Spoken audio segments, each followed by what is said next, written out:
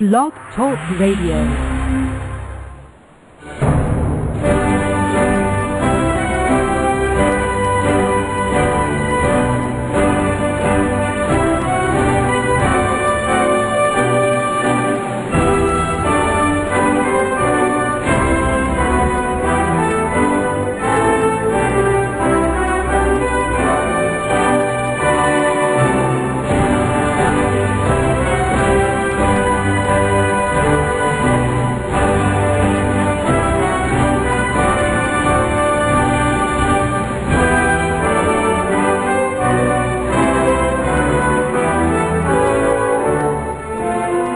Amigos, estamos aqui de volta.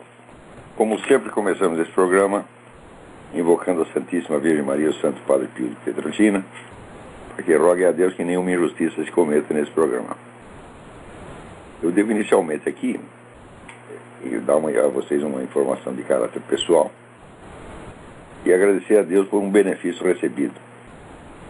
Eu acabo de receber aqui do governo americano um visto de residência especial concedido a pessoas com realizações excepcionais na área científica, intelectual, artística. Então isso me permite estar aqui nos Estados Unidos, independentemente até da condição de jornalista correspondente.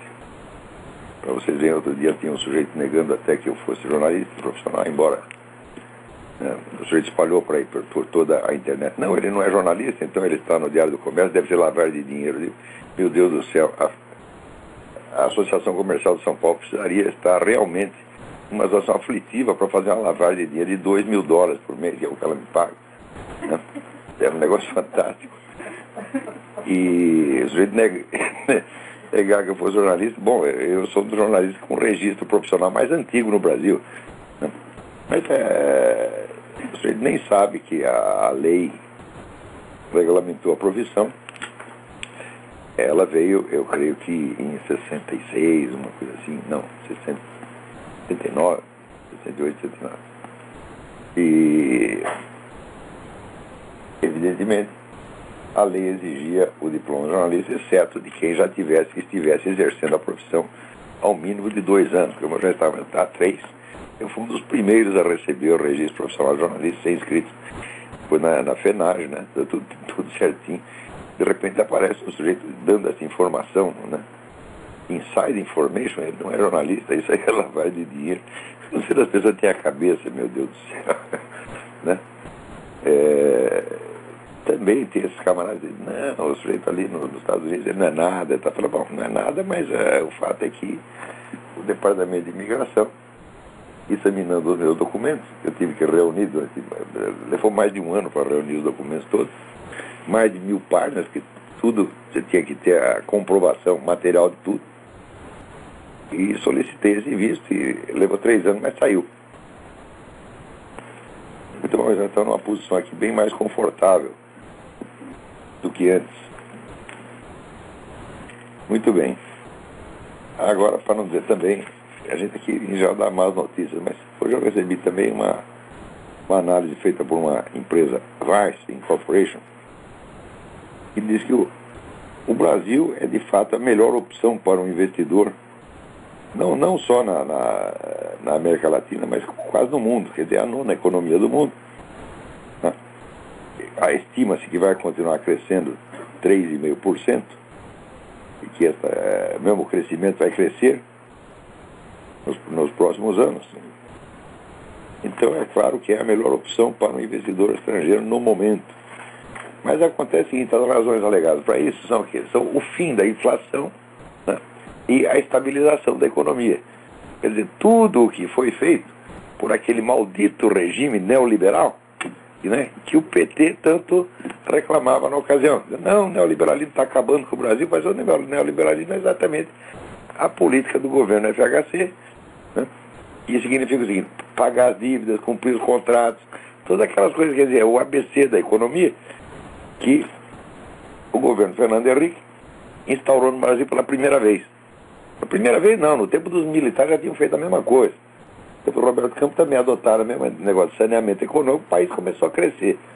O FHC fez a mesma coisa e o governo Lula teve a prudência de manter a mesma política que ele tanto condenava.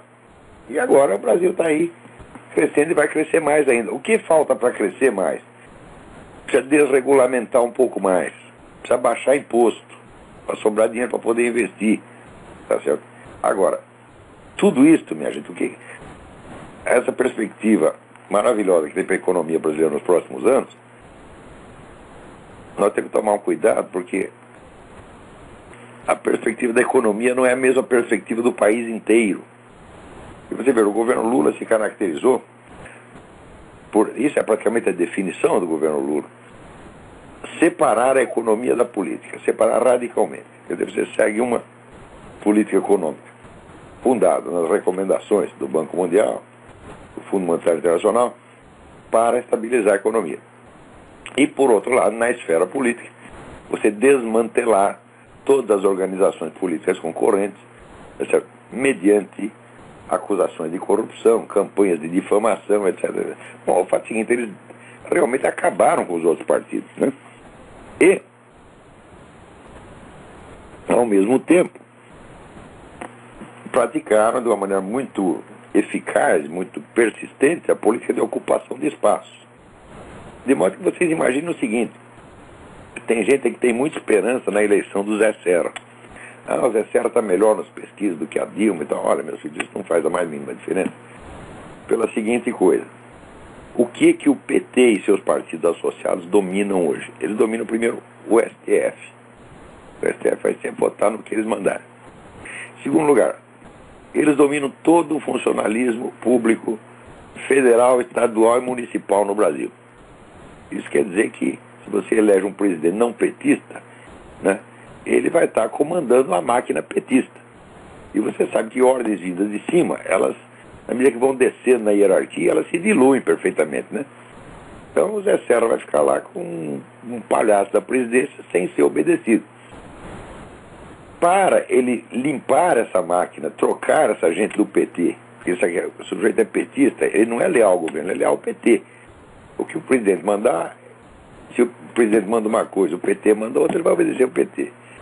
Para o Zé Serra limpar essa máquina e botar gente ou do partido dele ou neutra, levaria uns 40 anos, porque foi o tempo que o PT levou para ocupar essas coisas todas.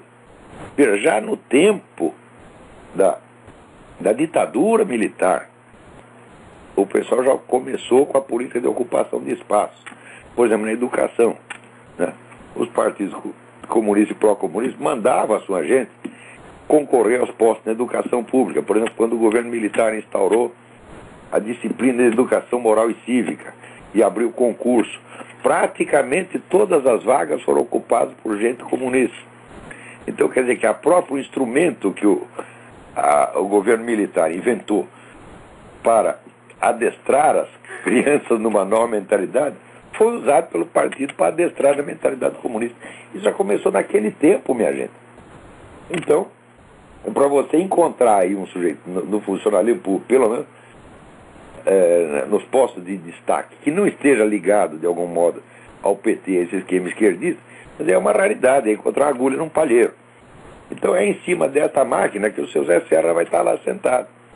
Por que vai acontecer isso? Porque os outros partidos nunca entenderam que política é uma coisa e eleição é outra. No Brasil você acredita que tomar o poder, chegar ao poder é ser eleito.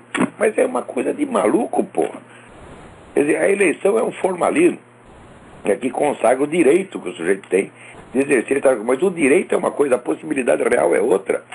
O sujeito pode ter, quando ele está carregado de direito, e não ter nenhuma garantia real. Então, um presidente não petista, ele ficaria que nem a rainha da Inglaterra, que reina, mas não governa. Tá entendendo? Então, mesmo na hipótese do Zé Serra ser eleito, o sistema continua sendo petista até o fim. Olha, por exemplo, o PT, turma militância petista, não só petista, mas dos seus partidos associados, né? Partido de esquerda, a esquerda revolucionária, eles dominam, por exemplo, todos os serviços essenciais.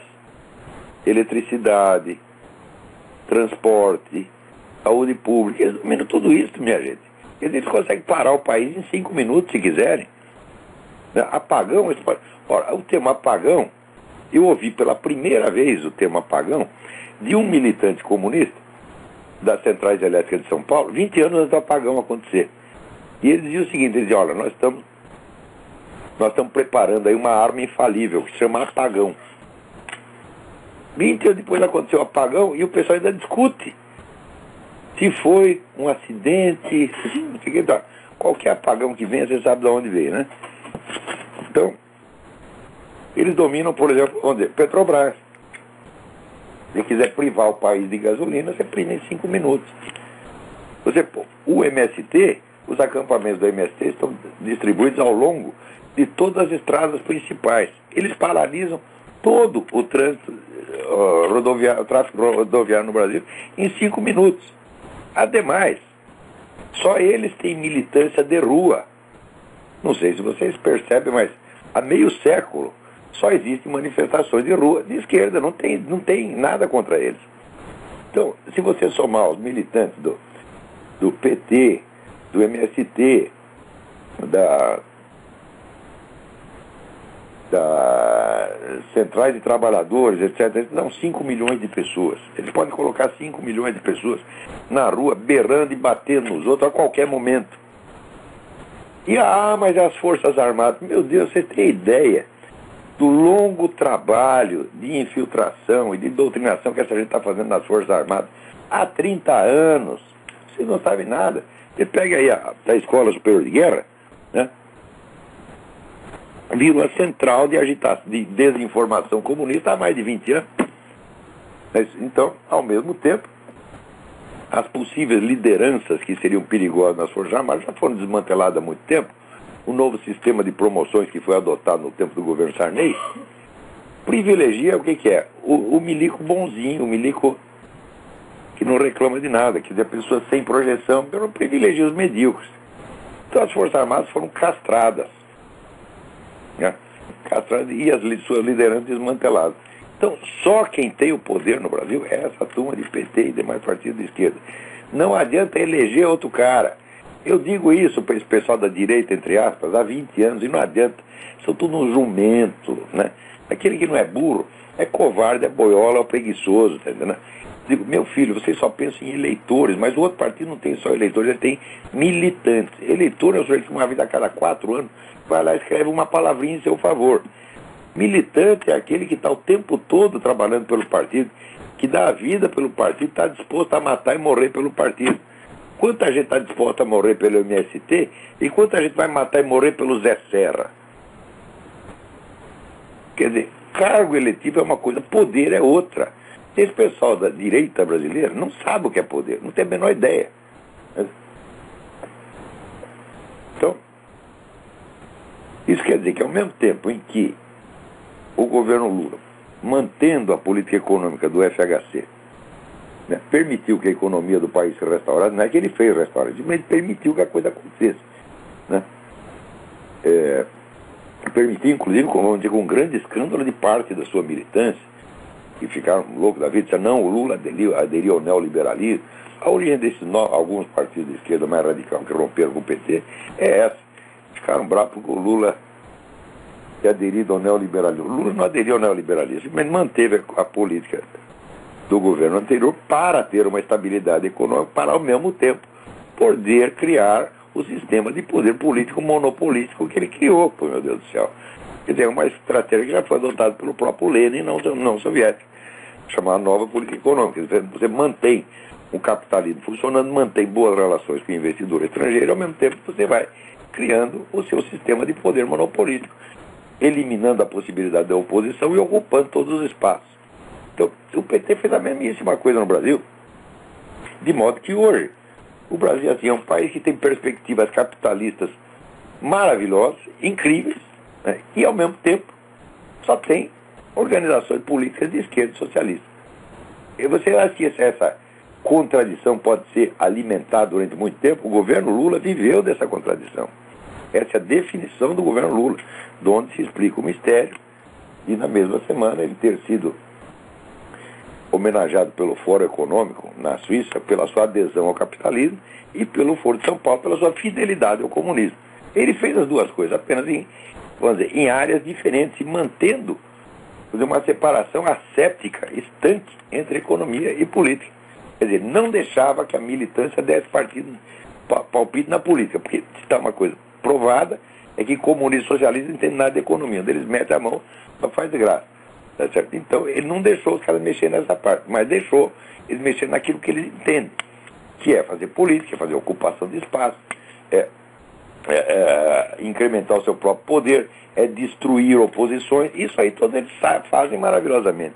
Então, o que o Lula fez? Entregou cada parte à administração de quem era mais competente na área.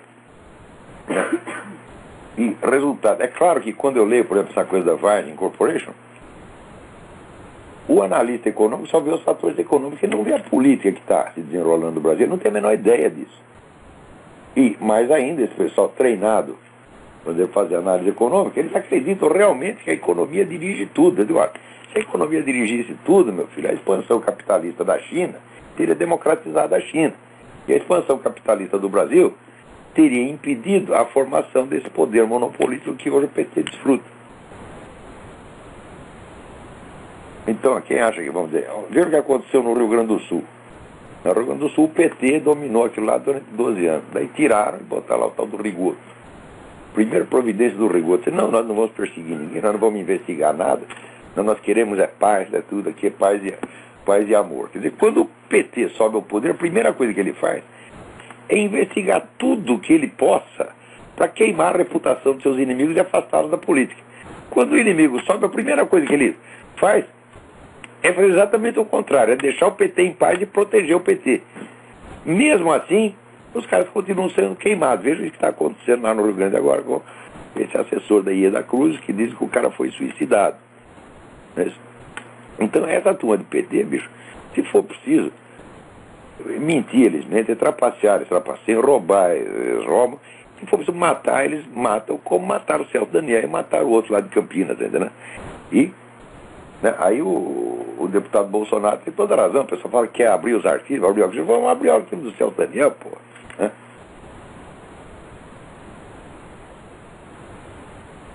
Muito bem. Agora aqui o Halley Barbosa me manda uma carta comentando o que eu falei sobre o negócio da sociedade hidráulica.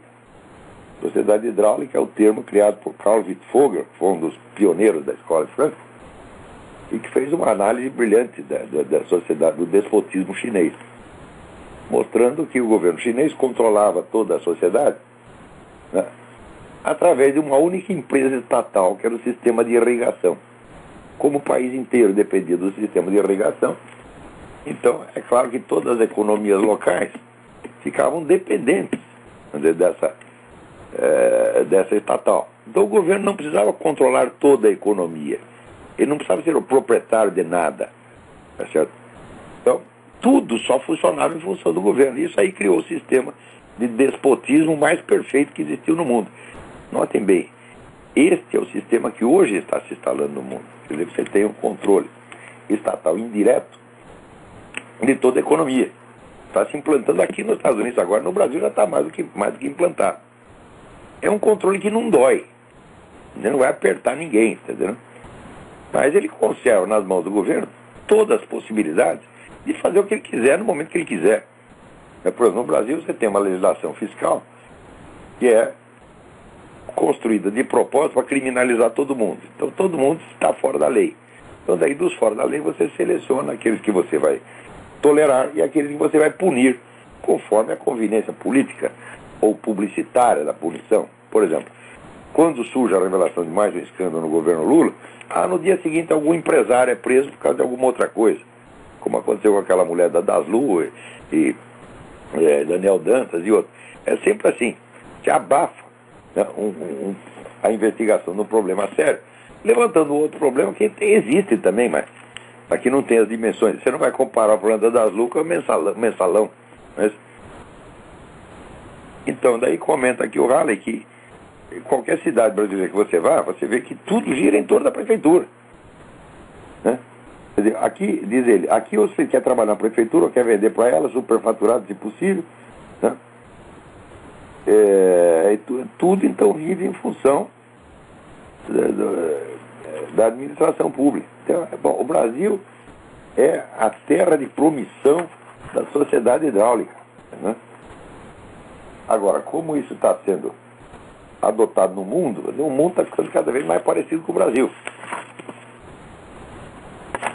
Então, você vê aqui, tem certos problemas óbvios que aparecem na sociedade, mas como a discussão desses problemas não convém ao establishment, aquilo acaba sendo marginalizado, totalmente censurado, e você não pode falar das coisas mais óbvias.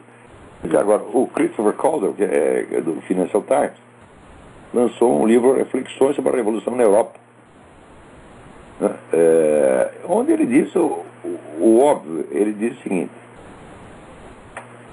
que durante os últimos 20 anos a sociedade dominante acomodou aos imigrantes, sobretudo os islâmicos, em uma infinidade de questões. Quer dizer, você vai chegando o pessoal islâmico e vai reivindicando mudança. Né? Então, se as mudanças são atendidas, então aumenta o poder daquela comunidade imigrante. Se elas não são atendidas, elas alimentam tantas discussões que o Islã acaba entrando no centro do debate nacional. Então, hoje em dia, você abre um jornal na França ou na Inglaterra, só aparecem questões islâmicas. E daí, veja, o que ele diz é o seguinte: quando uma cultura insegura, maleável e relativista encontra uma cultura que é ancorada, confiante e fortalecida por doutrinas comuns, é geralmente a primeira que se adapta à última. É claro. Como é que uma sociedade, quem está pensando, não tem mais casamento, só tem divórcio, todo mundo é filho de mãe solteira, tá certo? Todo mundo é relativista, está fazendo casamento gay, abortismo, e o pessoal só pensa em diversão. Como é que vai resistir a uma tropa organizada, obediente e fanática de muçulmanos que chega lá querendo ocupar o espaço? Meu filho, isso aí é a briga, vamos dizer, entre um pedaço de aço e um pedaço de geleia, tá entendendo? A sociedade europeia é a sociedade de geleia. Não resiste absolutamente. Aqui nos Estados Unidos ainda tem alguma resistência. Mas note bem, quase 150 anos atrás, Ernesto Renan, que foi um dos pioneiros dessa mentalidade modernista, ateística, relativista, etc., ele dizia o seguinte: antes um povo imoral do que um povo fanático. Ele só esqueceu de dizer o seguinte: no confronto entre o povo fanático e o povo imoral, quem vai ganhar é o povo fanático. É claro que as duas coisas são muito ruins. É muito ruim a imoralidade, é muito ruim o fanatismo. A coisa é a seguinte: o fanatismo é uma coisa ruim que fortalece o povo, né? E a imoralidade enfraquece. Então isso aí era uma coisa que já era previsível há muito tempo. Agora, quando eu digo para as pessoas, olha, sociedade laica, civilização laica não existe. Civilização é religião. Se você tira a religião, bom, vem um outro povo que tem religião e vai dominar o primeiro. Isso é a coisa mais óbvia. Sempre foi assim, sempre será assim. Agora, você imagina se, para resistir a essa ocupação islâmica, os caras vão convocar lá o movimento gay, as abortistas, as feministas, né, todo esse beautiful people. É uma coisa terrível. Para vocês terem ideia de até onde vai o poder desses camaradas. Você veja, o Rupert Murdoch, que é o dono da Fox News e de uma rede de empresas de comunicação no mundo, né, ele assinou mais um contrato com o príncipe Al-Walid bin Talal. Sabe quem é Al-Walid bin Talal? Foi o sujeito que financiou a carreira do Barack Obama, né? E, entre outras coisas, né, o príncipe agora já tem 5,7% das ações da Fox News. E mesmo antes disso, em 2005 teve aquelas rebeliões na Europa, aquele quebra-quebra na França. O príncipe, que naquela época tinha menos ações, né, acho que tinha 1 ou 2%, já ligou para o Rupert Murdoch e convenceu ele a proibir que os canais de televisão e jornais dele mencionassem aqueles quebra-quebra como coisa de muçulmano. Eram rebeliões muçulmanas, né? Eram motins muçulmanos. Não, é só motim, não pode dizer que é muçulmano. Ele já fez isso em 2005. Agora, minha gente, ele está com 5,7% das ações da Fox News. Quer dizer que cada vez mais o que se falar de terrorismo, não pode dar terrorismo islâmico, não, é só terrorismo. Então, quer dizer, através disso eles vão controlando.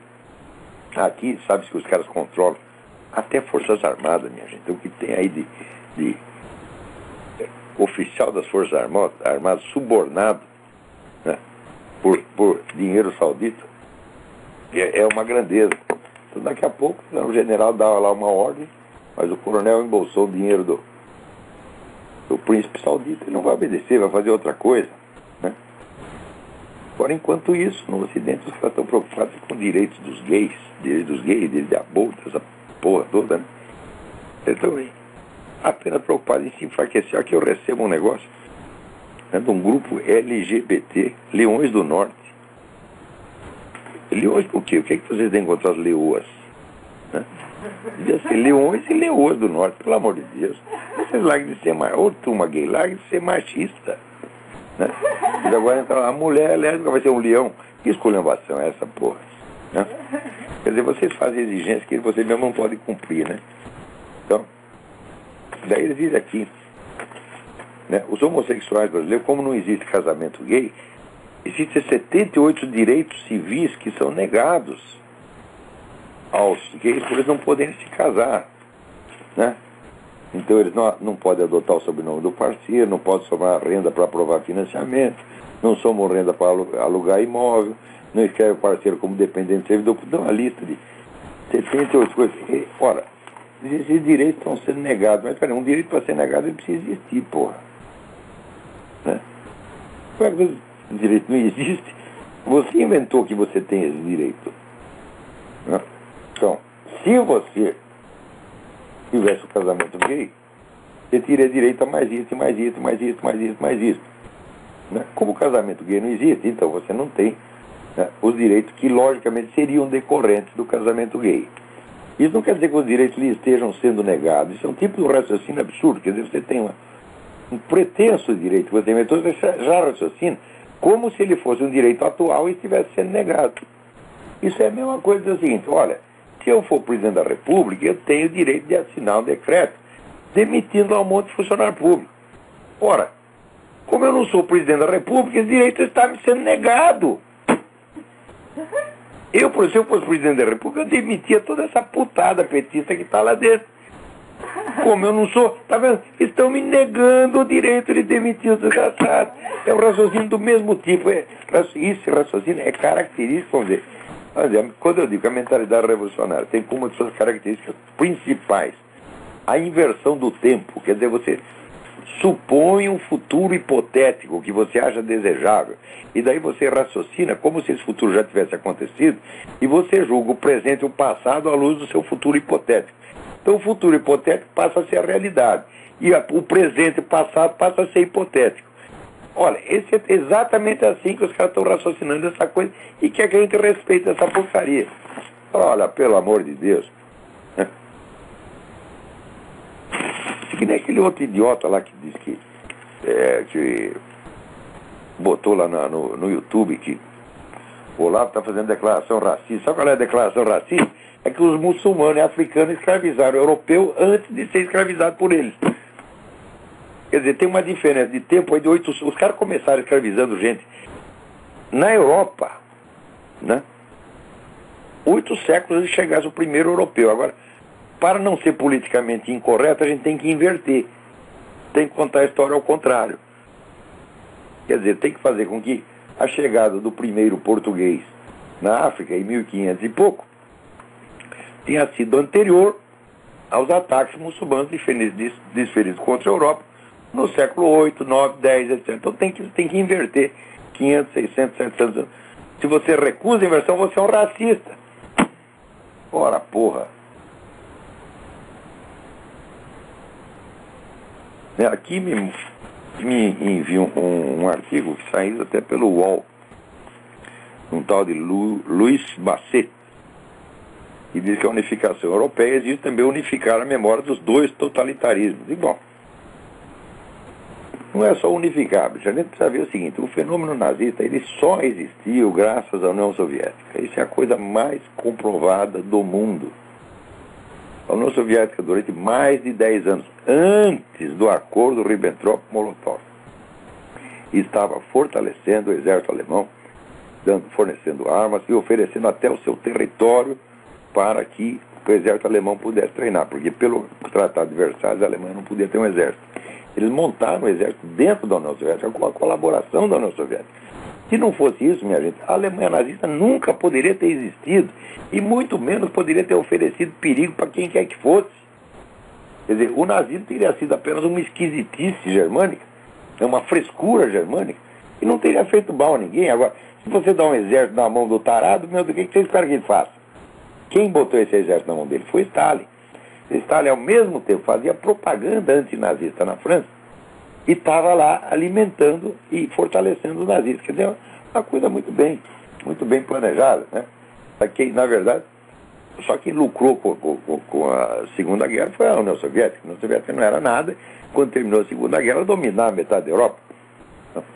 Então, não se trata de unificar, né? Porque essa coisa, vamos dizer, muita gente gosta muito dessa figura de linguagem, que é de, não, você tem que tratar tudo equilibrado, ver os dois lados, né? Digo, meu filho, aqui tem um sujeito estuprando uma menininha de 3 anos. Você tem que julgar os dois lados. Não tem dois lados. Só tem um lado errado, porra. Né? Então a justiça nem sempre significa você ver tudo igual, equalizar tudo. Isso é apenas, vamos dizer, uma figura de linguagem, uma força de expressão que parece que se aposta hipnoticamente das mentes das pessoas e elas acreditam que, então, justiça é equivalentismo. Né? Então, agora, se você pensar bem, eu digo, primeiro, a totalidade dos crimes dos nazistas é 1/3 do que os comunistas fizeram antes. Quer dizer, antes de ter vindo o nazismo, o comunismo já tinha matado mais gente. Depois que terminou o nazismo, continuou matando. Não é isso? Então, primeiro, quantitativamente não tem comparação. Quer dizer, a periculosidade do nazismo você não pode comparar com a periculosidade do comunismo. O nazismo, por sua própria natureza de ideologia nacionalista, não tem grande possibilidade de expansão. Né? Mas o comunismo não, é uma ideologia internacionalista, globalista desde sua origem. Em segundo lugar, o nazismo só veio existir graças à iniciativa de Stalin, graças aos planos de Stalin. Então, como é que você pode nivelar as duas coisas? Você não tem dois problemas, não tem dois totalitarismos, você só tem um. Tem um que inventou o outro para seus próprios fins. Então é só um. Né? É como o Haikai do Antônio Machado diz: a distinguir-me paro las voces de los ecos e escuto solamente entre las voces una. Eles têm as vozes e os ecos. Mas espera, tem um monte de eco, mas tem uma voz só. Eu falo, não tem dois totalitarismos no século XX, só tem um. Só tem um, o outro foi instrumento dele. Ah, mas depois brigaram, etc. Mas olha, meu Deus do céu, a história do movimento revolucionário é a história da briga dele com ele mesmo. Se você somar a totalidade das vítimas do movimento revolucionário, 90% eram revolucionários. Mas isso faz parte da natureza dele. É uma coisa que se destrói e cresce pela sua autodestruição. Sempre foi assim. Então, o fascismo e o nazismo surgem de dentro do movimento comunista, tá certo? E daí cria uma contradição. Mas essa contradição é alimentada pelo próprio movimento comunista. E para você criar um antagonismo, de olha, isso aí é mais velho do que andar para frente. Para você derrubar, né, uma crença, uma corrente de pensamento dominante, você tem que opor a ela não uma corrente contrária, mas duas, que sejam contrárias entre si. Como na entrada da modernidade, por exemplo, para você derrubar a hegemonia dos escolásticos das universidades, na vida intelectual europeia, o pessoal opôs pelo menos dois movimentos. Um deles era o ocultismo. Quer dizer, a onda de astrologia, alquimia, macumba, etc., que é a aposta da civilização europeia a partir do século XVI. E outra é o racionalismo, cientificismo, materialismo. As duas vêm concomitantemente e vêm pelas mãos das mesmas pessoas. E depois se desdobram. E depois é claro que deste conflito, um vai sair perdendo. Na hora que um dos dois duas novas correntes. Uma entrar em desvantagem, você vai associar a antiga com ela. Né? Então, na hora que a ciência moderna, racionalismo, consegue vencer a onda ocultista que ele mesmo criou, ele associa essa onda ocultista à escolástica e diz: a ciência moderna derrubou aquele mundo de ocultismo, fanatismo, loucura que tinha na Idade Média. Já transfere para a Idade Média o que eles mesmo fizeram. Isso é... Meu Deus! Você até na disputa intelectual que é assim, quanto mais não vai ser na política. Né? Então, o pessoal tem que largar de ser trouxa. Né? Não adianta você que fica essa mentalidade, sabe, mentalidade idealista, moralista, que não, nós queremos justiça, então todos têm que ser tratados no mesmo plano, que cria esse equivalentismo. Né? Equivalentismo é apenas uma figura de linguagem, é uma pose, é uma simulação de justiça. A verdadeira justiça consiste em investigar a realidade e saber o que se passou. Quando você vai ver, falar, peraí, você tem um movimento unificado, que é o movimento revolucionário, e ele, por sua própria natureza, ele se desmembra, se combate a si mesmo, para que ao combater-se a si mesmo, ele possa arrastar junto o inimigo. E tem feito isso há séculos. Né?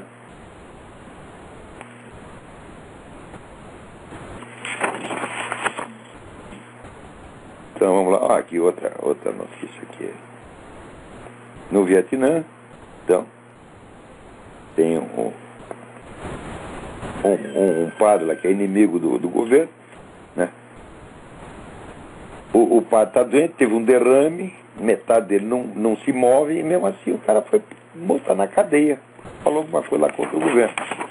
Você vê algum protesto aí das entidades de direitos humanos? Nada. Agora, enquanto isso também, chega uma advertência aqui incrível. Pessoal, todo mundo fala o seguinte: a China tem enormes reservas de dólares. Né? Comprou tudo quanto é dólar que podia comprar. Então a China está interessada na estabilidade do dólar. Então a China, de certo modo, fica com uma garantia da economia americana. Mas é o seguinte: a China não está comprando só dólar, a China está comprando muito mais em ouro. E além disso, as minas chinesas também estão produzindo ouro, quer dizer, produzem mais ouro hoje do que a antiga África do Sul. Então isso quer dizer, eles estão comprando dólar, mas ao mesmo tempo eles se garantem, porque sabe que não dá para confiar no dólar. Então isso quer dizer que se em algum momento interessar para eles derrubar o dólar, quer dizer, quando a acumulação de ouro, né, se tornar mais importante, mais estratégica para eles podem derrubar o dólar inteiramente de uma hora para outra e sair ganhando. Agora, o incrível é o seguinte, que o chinês está fazendo isso, né, em parte, prevendo a possibilidade de ele dar uma rasteira no dólar mais tarde. Agora não pode fazer isso de jeito nenhum. Mas,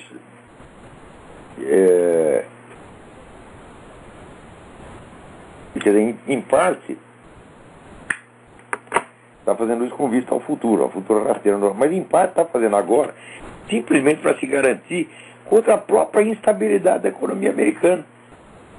Com essa política louca aí do Obama, né? O Obama vai provocar a desvalorização do dólar. Fala, então nós estamos com essa batata quente na mão, então vamos nos garantir, vamos comprar ouro também. Porque até aqui nos Estados Unidos tem um monte de gente comprando ouro para se garantir contra a política do Obama, quanto mais o chinês, que tem muito mais a perder. Quer dizer, isso aí prova o seguinte: o Obama foi posto na presidência para acabar com os Estados Unidos, e está conseguindo. Né? Agora vê que tipo de sujeito é esse. Né? Ele fez lá uma árvore de Natal, botou uma árvore de Natal na Casa Branca, e nas bolinhas, tem uma bolinha assim, que é a cara do Mao Tse Tung. Está lá o retratinho do Mao Tse Tung. Né? Tem outra, que é a bolinha onde aparece o monstro Rushmore, aqui no teatro, né? Os rostos de 4 presidentes, né? Então nós 4 presidentes, e mais a carinha do Obama, quer dizer, o Obama já se colocou no Monte Rushmore. E tem uma bolinha que é um traveco, olhava de Natal do sujeito. Olha a mente dele, quer dizer, está celebrando aqui o comunismo, né? Ele mesmo, E aqui o movimento gay. Agora, tem uma outra notícia que chegou aí que eu não estou nem achando aqui. Que durante esses dias de Natal, fim de ano e tal, o governo brasileiro está aproveitando para fazer passar lá uma série de medidas de proteção entre ação ao movimento gay, que eu não sei se elas protegem o movimento gay, mas elas acabam com tudo mais. Eles tiram de você o direito até de citar certos versículos da Bíblia. Isso aí vai ser implantado no Brasil, sim, não tenho dúvida. Mas também me chega aqui, cada coisa que chega, eu acho essa, eu não olho, não é dele.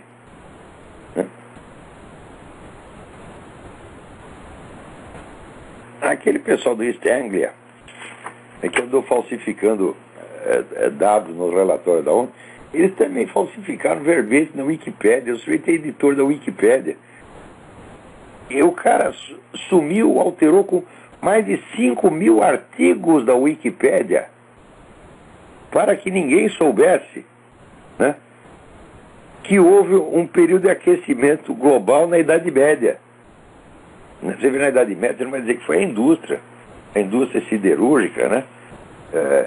A queima de carvão, né? Que criou aquecimento na Idade Média. Então, para falsificar, vamos dizer, a curva temporal, a curva histórica do aquecimento, o sujeito, além de ter modificado o relatório da ONU, ele modificou 5.000 artigos da Wikipédia. Ele não está enganando só, vamos dizer, os outros técnicos, não, está enganando o povão de modo geral. É um negócio incrível, né? Também aqui, cada loucura está acontecendo, meu Deus. Olha aqui, uma escola de Massachusetts, o professor mandou que o pessoal fizesse desenhos a respeito dos holidays, né? O período das festas. E um garoto lá desenhou Cristo na cruz, né? Ele foi obrigado a submeter a tratamento psiquiátrico e foi expulso da escola por causa disso. E o pessoal diz que não tem perseguição anticristã aqui. Fala, perseguição é onipresente.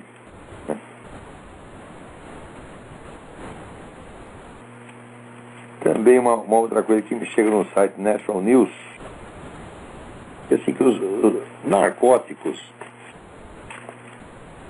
prescritos por médicos, não consegue dormir, vai lá, pede um soporífero, uma coisa assim, estão matando mais gente do que heroína e a cocaína junto.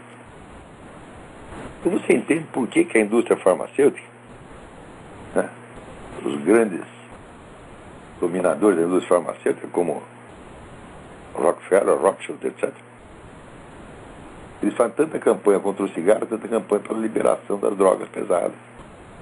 Eles já são vendedores de droga, meu Deus do céu. Agora é o seguinte, se você é pego com uma droga não permitida, você vai preso. Você vai pega a permitida, você ao contrário, tem direito à assistência médica, né? E refill, né? Você vai lá na farmácia, pede mais.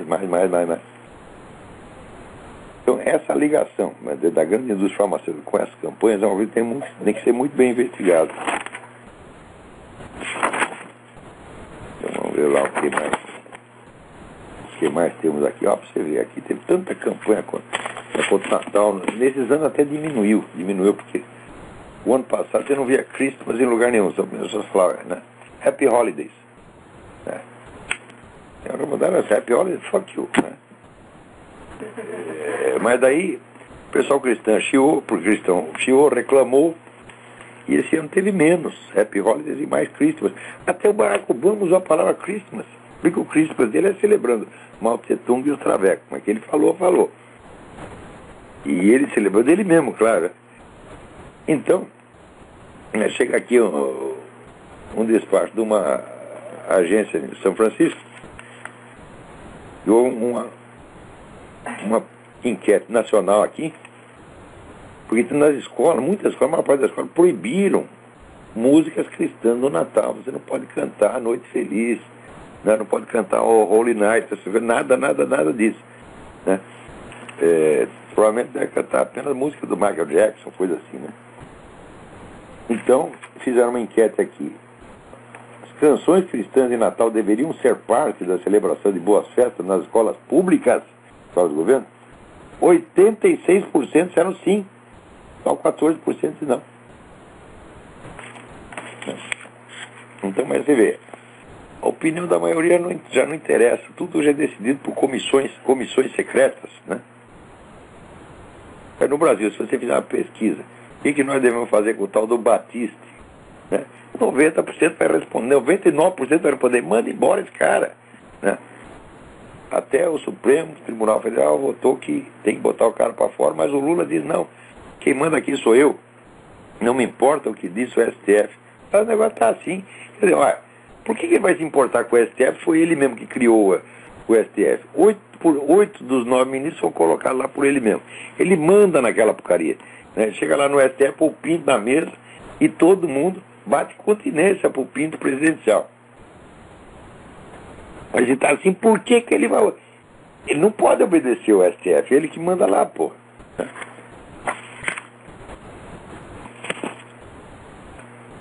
Agora, que foi fundado lá em Campinas, né?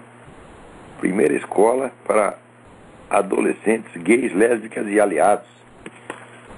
Mas peraí, como é que a escola é para gays? E que também pode entrar, o hétero também pode entrar. Então, o que eu saiba, isso vai ser como qualquer escola, né? Agora, a diferença é a seguinte, é que lá as doutrinas gaysistas naturalmente farão parte do currículo. Tá certo? E você vai ser, por exemplo, se você for heterossexual, até aqui eles já fazem isso. Né? Aqui são as pesquisas na escola assim, quais foram os fatores que induziram você à heterossexualidade? Você tem que explicar por que você é heterossexual. Né? Então a heterossexualidade virou uma espécie de coisa anormal, que tem que ser explicada. Né?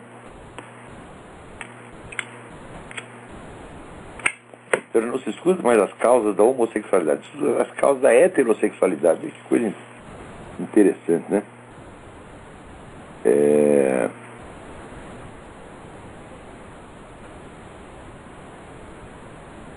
Ai. Também aqui diz aqui que o ministro Paulo Vanucci, né, ele quer que seja proibido colocar em logradouros e prédios públicos o nome de autoridades do regime militar condenados por crime de lesa humanidade. Mas ninguém foi condenado por crime de lesa humanidade. Vamos pouco o sujeito, né, tenha lá torturado 2 prisioneiros durante o tempo do regime militar. Será que isso chega a ser um crime de lesa humanidade? Por exemplo, alguém deu uns tapas na cara do Vanucci, né? Porque é crime de lesa humanidade. Agora, o que eles fizeram, né, os crimes que eles praticaram jamais são de lesa humanidade, não lesa ninguém. Por exemplo, aqui agora, pela primeira vez, fizeram um filme que se chama Reparação, e até o trailer está no YouTube, onde conta o caso daquele Orlando Lovec, o filho, que é o sujeito que estava andando pela rua e de repente explodiram uma bomba no consulado americano e o cara que não tinha nada a ver com a história perdeu uma perna. Né? Tem lá até no site Usina de Letras, tem um artigo do Fernão Mesquita dizendo exatamente isso. Quer dizer, veja aqui as quantias, né? O Lovec agora, depois de 30 anos, depois de 40 anos, ele conseguiu receber uma pensão de R$571 por mês por ter perdido a perna. Agora, o sujeito que botou a bomba lá e arrancou a perna dele, esse recebeu uma indenização de R$400 mil e uma pensão mensal de R$1.627. Quer dizer, a vítima é indenizada, né, com muito menos dinheiro do que o autor do crime. Esse Diógenes tem que ser fuzilado. Diógenes tem que receber pena de morte. Crime de terrorismo é pena de morte. Era a única coisa que esse cara merecia. E está lá pegando o seu dinheiro, seu ouvinte. O senhor paga imposto para alimentar esse vagabundo criminoso, filho da puta. Né? E enquanto isso, o outro que perdeu a perna, que não tinha nada a ver com a história, é humilhado.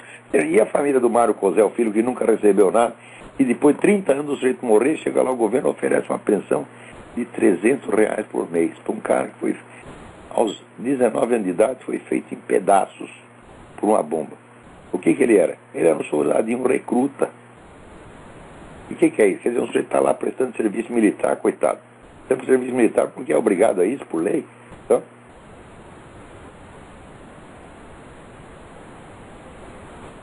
perde a vida e a família. O pai do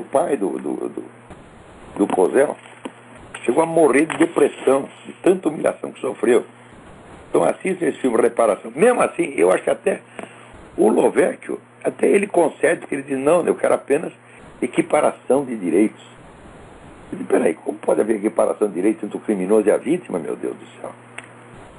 O que é isso? Também esse pessoal que diz que está combatendo a ditadura. A ditadura é constituída de caixas de banco, é constituída de transeunte que estava andando na rua inocentemente, né? Imagina lá, coitada da moça trabalhando no carro do banco, de repente chega um cara e encosta o metralhador no nariz dela, né? Se não obedecer, ele passa fogo. Aquele pessoal que estava no aeroporto de Guararapes, gente que estava andando por ali, não tinha nada a ver com história, voou pelos ares. Era essa ditadura que eles combatiam, pô. Que é isso? Agora, enquanto isso, você veja aqui a política do senhor Obama. A cidade de Detroit, que era o centro da indústria automobilística americana, hoje tem 50% de desemprego. 50%. E 50% da força de trabalho de Detroit está na rua. Olha essas políticas de estímulos aí, o que estão dando. Peraí, tem alguém na linha. Quem é? É o Horácio, do Rio de Janeiro. Horácio, tudo bem? Tudo bom? Eu gostaria de perguntar o que o senhor acha da ideia de que Barack Obama seja o anticristo. Não, o anticristo ele não é. Ele não tem envergadura para isso. O que o senhor entende pelo anticristo? Mas ele é um office boy do anticristo, ele é. O anticristo é exatamente o que está dito na Bíblia, quer dizer, um governante mundial que será antecedido por um ou vários falsos profetas e governará com poder absoluto e realizará prodígios. Por enquanto, o único prodígio que o Barack Obama realizou é ter sido eleito presidente e ganhar o prêmio Nobel. Então, o Barack Obama não tem envergadura para isso, não, mas ele é um servidor do anticristo, servidor muito modesto. Agora, enquanto você também recebo aqui uma outra notícia, em julho de 2008, houve uma intensa perseguição aos cristãos no estado indiano de Orissa, Baía de Bengala, parte oriental da Índia. Chegaram a matar 500 cristãos. Passado um ano, exatamente no mesmo dia em que ocorreu essa matança, as cidades, as aldeias onde vivem os líderes onde a comunidade perseguidora, os matadores de cristãos, essas aldeias foram invadidas por uma manada de elefantes. E os elefantes destruíram tudo ali. Mataram um monte desses caras. Não tocaram numa só casa de cristão. E o pessoal ali está dizendo que os elefantes são cristãos. Foi exatamente um ano depois, exatamente no mesmo dia. E os elefantes estão lá fazendo um estrago, ninguém está entendendo nada. Quem foi, né? Teve lá algum pastor protestante que meteu umas ideias na cabeça do elefante, né? Então, olha, se não é vero, é bem trovado, é uma harmonia, se não é, vamos dizer, um milagre, é pelo menos uma harmonia divina, né? É claro, os milagres sempre têm esse componente essencial de harmonia intencional, né? Então, se não é um milagre, é pelo menos uma bela metáfora, uma bela figura de linguagem, o elefante cristão, né? O elefante vingador.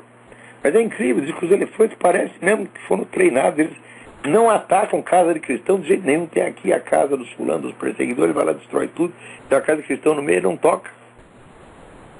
Quer dizer, olha, elefante é um bicho muito inteligente. Você já viu no YouTube aquele elefante que desenha um elefante com uma perfeição incrível? Olha, eu acho que esses elefantes estão sabendo o que estão fazendo, tá? Eles andaram lendo Bíblia, entendeu? E estão com uma ideia na cabeça. Né?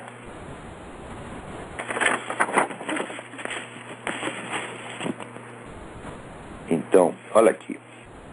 O Otávio Macedo me escreve o seguinte: desde que li seu texto, O Deus dos Palpiteiros, um conjunto de novas possibilidades de conhecimento se abriu para mim.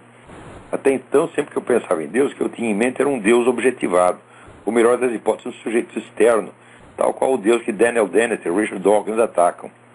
Assim como eles, eu também chegava à conclusão que tal ente não existe, nem poderia existir. Até eu, né? Quer dizer, imagina, né?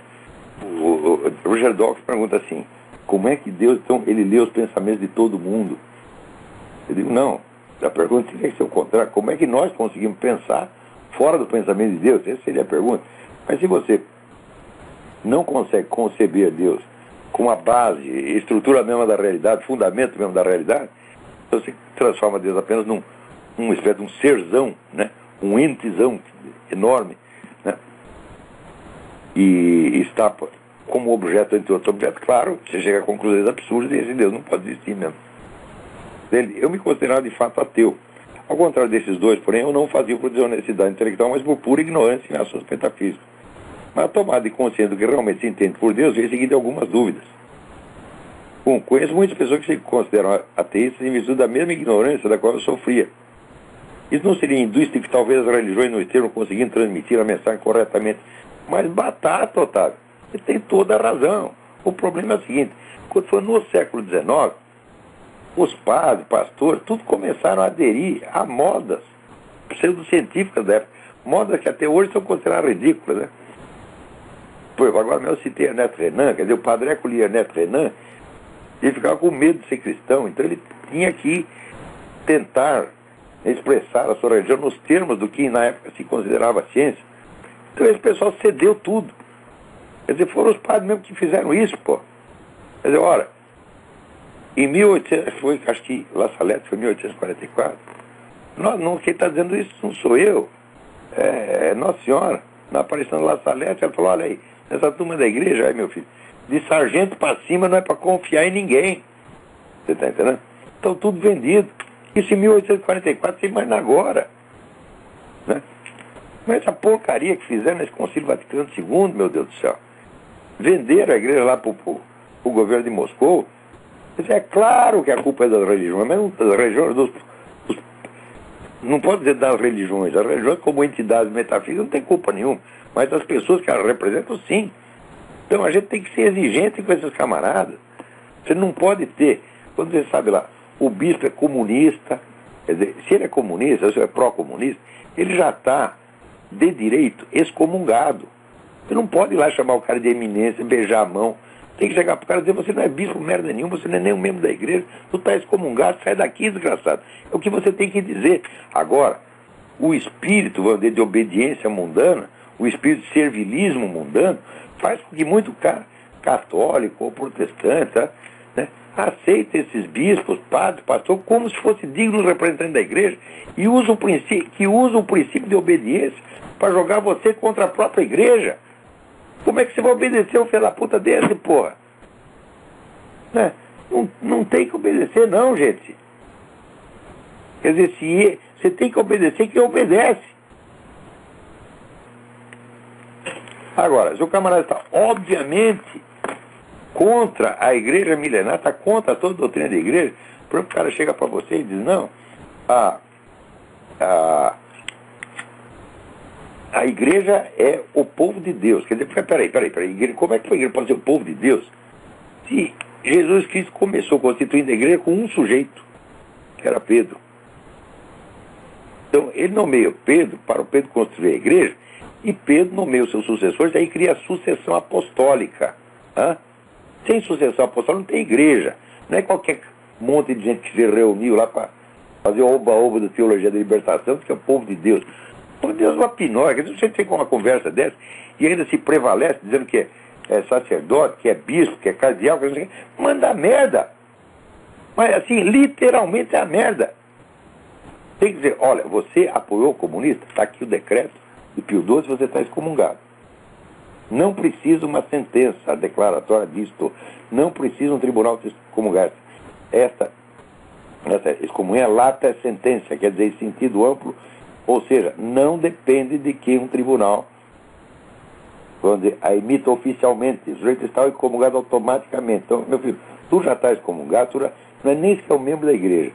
Tu vem aí purpurado com essas esse seu chapeuzinho de bispo aí e tal, mas com todo esse ar de santidade, falando aquela linguagem melíflua, bonita, tão comovente, né? Você vem com todo esse ar de santidade. Olha aqui, meu filho, eu falo palavrão, eu peido em público, eu não presto, eu sou um vagabundo, sou um filho da puta, mas é o seguinte, eu sou membro da igreja, e você não é. Então você sai fora. É isso que tem que fazer, Otávio. Peraí, nosso tempo acabou. Queria falar um pouco mais de besteira aqui, mas não posso. Então, até a semana que vem, muito obrigado. Feliz ano novo para todo mundo.